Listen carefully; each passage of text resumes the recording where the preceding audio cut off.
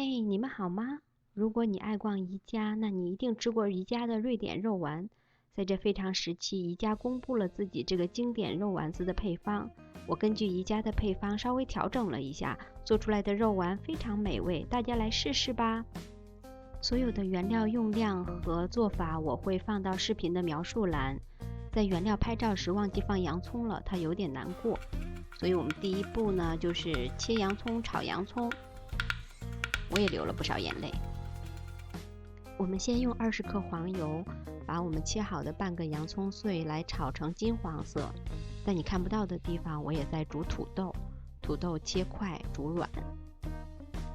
炒好的洋葱放到旁边去晾凉，取大约130毫升燕麦，混入少量牛奶放到旁边，把煮好的土豆取出，制成土豆泥。在搅拌过程中，我们分多次少量加入牛奶，便于搅拌。把燕麦糊混合入土豆泥中，再把晾凉的洋葱也加进来，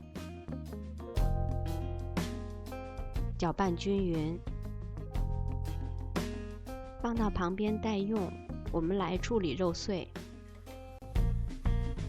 把等量的猪肉和牛肉混合在一起。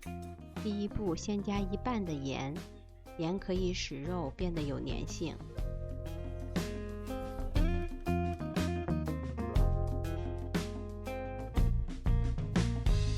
接着我们加入1个鸡蛋，继续进行搅拌，然后把我们准备好的土豆、洋葱和燕麦的混合加进来，一起搅匀。一边搅拌一边观察肉馅的浓厚程度，我觉得有点稀，就又加入了30毫升的干燕麦。宜家的配方里是使用 rusk flour， 我替换成了燕麦，你也可以使用馒头屑或者是面包屑。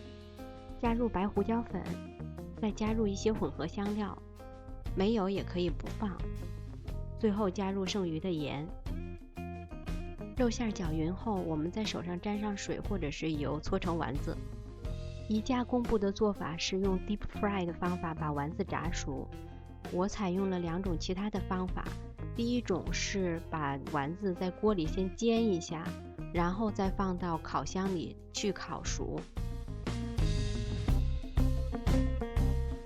这种方法经过实践，我发现火候不是那么容易掌握，最主要是它有悖于我制作美食时简单为上的思路，所以我又采用了第2种方法，那就是在丸子上刷上一层橄榄油之后，直接放到烤箱中去烤，中间只需翻面一次，烤出来的效果也是很不错的。